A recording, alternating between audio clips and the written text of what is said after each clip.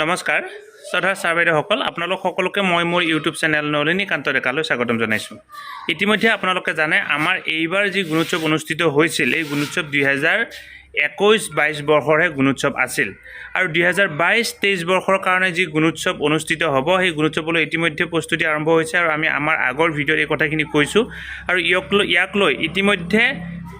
Guideline ঠিক নহয় ইতিমধ্যে টাইম শিডিউল প্ৰকাশ কৰা হৈছে কেতিয়া কি কৰা হ'ব কোনদিনা ট্ৰেইনিং হ'ব এক্সটাৰ্নেল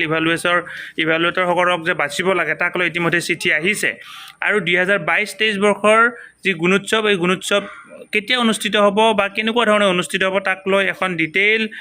টাইম টেবুল প্ৰকাশ পাইছে সৰ্বশিক্ষাৰ তৰফৰ পৰা। আজি মই ভিডিঅ'টোৰ জৰিয়তে সেই টাইম টেবুলখন আপোনালোকক দেখুৱাবৰ কাৰণে চেষ্টা কৰিম। গুণোৎসৱ যিহেতু আমাৰ ইয়াৰ আগৰবাৰ নৱম শ্ৰেণীলৈকে হৈছিল, এইবাৰ কোন শ্ৰেণীলৈকে হয় সেই কথাখিনিও আমি পৰৱৰ্তী পৰ্যায়ত গম পাম। গতিকে আমি যিহেতু গুণোৎসৱত বিদ্যালয়সমূহে সক্ৰিয়ভাৱে কাম কৰিব লাগে আৰু এইবাৰ গুণোৎসৱৰ ৰিজাল্ট আপোনালোকে দেখা পাইছে যে কি এই বিভিন্ন বিদ্যালয়ে বিভিন্ন ধৰণৰ গ্ৰেড পাইছে। লগতে এইবাৰ আমাৰ শিক্ষাৰ ক্ষেত্ৰত অৰ্থাৎ ছাত্ৰ ছাত্ৰীৰ একাডেমিকৰ ক্ষেত্ৰত আটাইতকৈ বেছি গুৰুত্ব দিয়া হৈছিল। তেনেহ'লে আহকচোন এই বিশেষ চিঠিখন চাবৰ কাৰণে চেষ্টা কৰোঁ আৰু গুণোৎসৱৰ প্ৰস্তুতি কেনেকুৱা ধৰণে আগবাঢ়িছে সেই কথাখিনি ভালদৰে জানিবৰ কাৰণে চেষ্টা কৰোঁ। ছাৰ বাইদেউসকল, এইখন হৈছে office of the mission director Assam Sarva Shiksha Abhiyan মিছনৰ তৰফৰ পৰা অহা এখন বিশেষ চিঠি আৰু এই চিঠিখন আপোনালোকে চাওক। ফ্ৰম ডক্টৰ ওম প্ৰকাশ IAS মিছন ডাইৰেক্টৰ সমগ্ৰ শিক্ষা অসম, অৰ্থাৎ সমগ্ৰ শিক্ষাৰ মিছন ডাইৰেক্টৰ ডক্টৰ ওম প্ৰকাশ মহাশয়ৰ তৰফৰ পৰা আহিছে আৰু কালৈকে পঠোৱা হৈছে আপোনালোকে চাওক। To the district mission coordinator all districts to the district programme coordinator all district, প্ৰত্যেকখন জিলাৰ ডিষ্ট্ৰিক্ট মিছন কোঅৰ্ডিনেটৰসকললৈকে এই চিঠিখন আহিছে আৰু প্ৰত্যেকখন জিলাৰে ডিষ্ট্ৰিক্ট প্ৰগ্ৰেম কোঅৰ্ডিনেটৰসকললৈকে এই চিঠিখন আহিছে। ইয়াৰ ছাবজেক্টটো আপোনালোকে চাওক, ৰিগাৰ্ডিং কণ্ডাক্ট অফ গুণোৎসৱ 2023। ইতিমধ্যে আপোনালোকৰ আমাৰ তিনিটা ৰাউণ্ড মানে কি আৰু তিনি বছৰৰ কাৰণে গুণোৎসৱ অনুষ্ঠিত হৈ গৈছে আৰু এইবাৰ 4th টাৰ্ম অৰ্থাৎ 4 নম্বৰ বাৰৰ বাবে গুণোৎসৱ অনুষ্ঠিত হ'ব। আপোনালোকে নিশ্চয় এই কথাখিনি গম পায় আৰু ইয়াক লৈ ইতিমধ্যে আমাৰ কি হৈছে, ইয়াৰ আগতে এক্সটাৰ্নেল ইভালুৱেটৰসকলক বা কেনেকুৱা ধৰণে নিৰ্বাচন কৰিব লাগিব তাক লৈ চিঠি আহিছিল আৰু ইয়াতে কি কৈছে চাওক। Sir madam, with reference of the online meeting held on 12/10/2022 we are directed to complete the following activities as discuss in the meeting. অৰ্থাৎ 12/10/2022 তাৰিখে এখন বিশেষ অনলাইন মিটিং অনুষ্ঠিত হৈ গৈছিল ষ্টেট পৰ্যায়ত আৰু সেই অনলাইন মিটিঙৰ আলোচনা হোৱা কথাখিনিৰ ওপৰত ভিত্তি কৰি এই চিঠিখন পঠাইছে প্ৰত্যেকখন জিলালৈকে আৰু সেই হিচাপত আমাক কাৰ্যসূচীখিনি কৰিবৰ কাৰণে দিয়া হৈছে। মানে জিলাক দিব দিছে আৰু জিলাই কৰা মানে আমিও কৰা। ইয়াতে চাওক, এতিয়া গোটেইখিনি আপোনালোক ক'বৰ কাৰণে চেষ্টা কৰিম। Activity, sub activity, timeline, remarks. এতিয়া ডাটাবেছ অফ ষ্টুডেণ্টৰ ডাটাবেছটো গুণোৎসৱৰ কাৰণে অতি জৰুৰী, কাৰণ কুৱেশ্যন পেপাৰ প্ৰিণ্ট কৰিব লাগিব, OMR প্ৰিণ্ট কৰিব লাগিব, কিমান ষ্টুডেণ্ট আছে সেই তথ্যখিনি চাব লাগিব বা এই কথাখিনি যিহেতু সম্পূৰ্ণ নিকাভাৱে হ'ব লাগিব, এজন ষ্টুডেণ্টৰো যাতে OMR বাদ পৰি নাযায়। গতিকে submission of final students database, ষ্টুডেণ্টৰ ফাইনেল ডাটাবেছটো ছাবমিশ্যন কৰাৰ কাৰণে টাইমলাইন ধৰি দিয়া হৈছে 20 অক্টোবৰ 2022। ইতিমধ্যে আগতে এখন চিঠি আহিছিলে, আপোনালোকক জনাইছিলোঁ যে কি সেই চিঠিখনতো এই কথাখিনি কোৱা হৈছে। আপুনি যদি সেই চিঠিখন ইতিমধ্যে চোৱা নাই বা সেই ভিডিঅ'টো চোৱা নাই, এই ভিডিঅ'টো চাব। এই ভিডিঅ'টোত এই টাইমলাইনৰ কথা ডিটেইলছ কোৱা হৈছে যে কি এই 20 অক্টোবৰ তাৰিখৰ আগতে ষ্টুডেণ্টৰ ডাটা কি কৰিব লাগিব, কমপ্লিট কৰিব লাগিব। তাৰপিছত এই এক্সটাৰ্নেল ইভালুৱেটৰৰ সম্পূৰ্ণ কাম শেষ কৰিব লাগিব 30 অক্টোবৰ 2022, অৰ্থাৎ অক্টোবৰ মাহৰ আজি হৈছে আমাৰ 14 তাৰিখ আৰু আমি কি কৰিব লাগিব, এই ডিষ্ট্ৰিক্টে কি কৰিব লাগিব 30 অক্টোবৰ 2022 আগত এইখিনি সম্পূৰ্ণ কমপ্লিট কৰিব লাগিব। তাৰপিছত চাওক, selection identification of LO, NO আৰু NT, licence officer, nodal teacher and nodal officer. এই কামখিনি কেতিয়া কৰিব লাগিব, এই selection identification of LO, NO, NT nodal officer কি কৰিব লাগিব 22 অক্টোবৰ 2022 তাৰিখৰ আগত এইখিনি ঠিক কৰিব লাগিব। কি কৈছে, DPUTT and 1 DPU to be given responsibility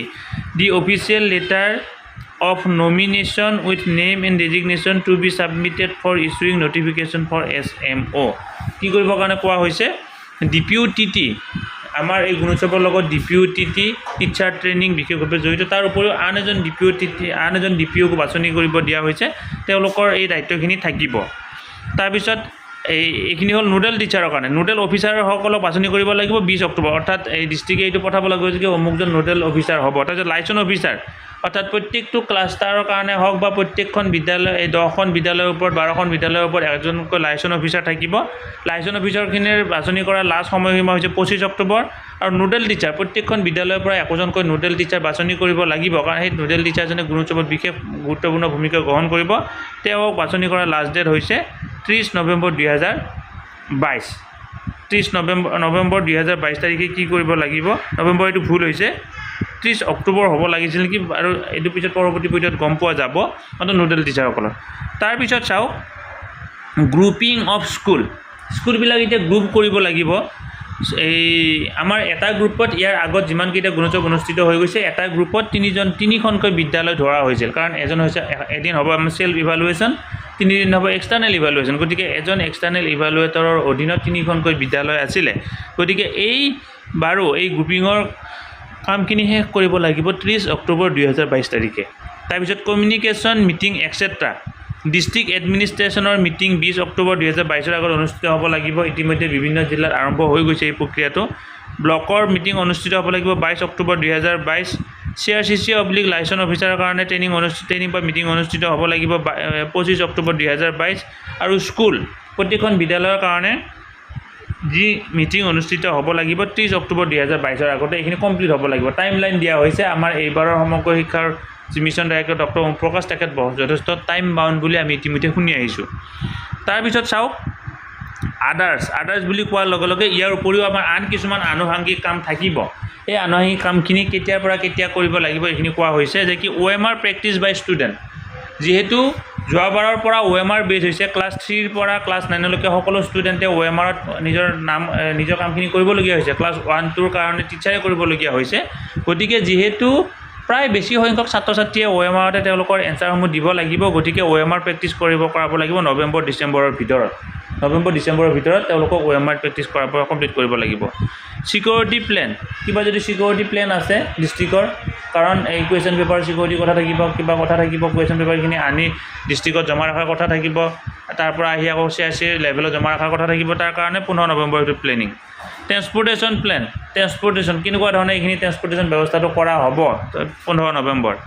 distribution of nearby supporting districts and allotment of কিবা কাৰণত যদি আমাৰ নিৰ্দিষ্ট জিলাখনত এক্সটাৰ্নেল ইভালুৱেটৰ কম হয় সেইটো আমি কি কৰিব লাগিব ওচৰৰ জিলাৰ পৰা আমি কেৰি কৰিব লাগিব তাৰ টাইম লাষ্ট ডেট দিয়া হৈছে 20 ডিচেম্বৰ 2022 তাৰপিছত setting up district control room setting কৰিব লাগিব যাতে এই গোটেই ব্যৱস্থাটো কিবা কাৰণ কোনোবা এজন এক্সটাৰ্নেল ইভালুৱেটৰ আহি নাপালে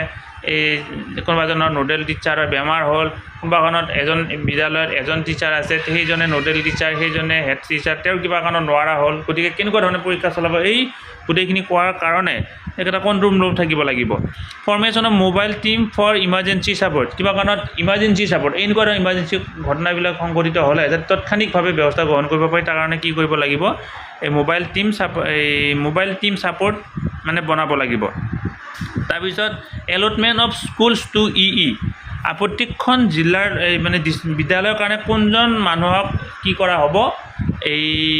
বাছনি মানে নিযুক্তি দিয়া হ'ব যে কি এই বিদ্যালয়খনৰ কাৰণে এক্সটাৰ্নেল ইভালুৱেটৰ হ'ব তাৰ কামখিনি কৰিব লাগিব 28/12/2022 তাৰিখৰ আগতে অৰ্থাৎ ডিচেম্বৰৰ আগতে গোটেইখিনি কাম কমপ্লিট কৰাৰ পিছত নিশ্চয় জানুৱাৰী আৰু ফেব্ৰুৱাৰী মাহৰ ভিতৰত টাইমটো যদি এইটো আনুষ্ঠানিকভাৱে ঘোষণা কৰা নাই ধৰি লোৱা হৈছে জানুৱাৰী ফেব্ৰুৱাৰীৰ ভিতৰতে কি কৰা হ'ব আমাৰ গুণোৎসৱৰ অনুষ্ঠিত হ'ব গতিকে শ্ৰোতা ছাৰ বাইদেউসকল ভিডিঅ'টো যদি এনেকুৱা ধৰণৰ কথাখিনি আপোনালোকক জনালোঁ পৰৱৰ্তী পৰ্যায়ত ইয়াৰ লগত জড়িত আন কিছু কথাও আপোনালোকক জনাবৰ কাৰণে চেষ্টা কৰিম আপোনালোকে নলিনী কান্ত ডেকা নামৰ ইউটিউব চেনেলটো ছাবস্ক্ৰাইব কৰিবৰ কাৰণে নাপাহৰিব ধন্যবাদ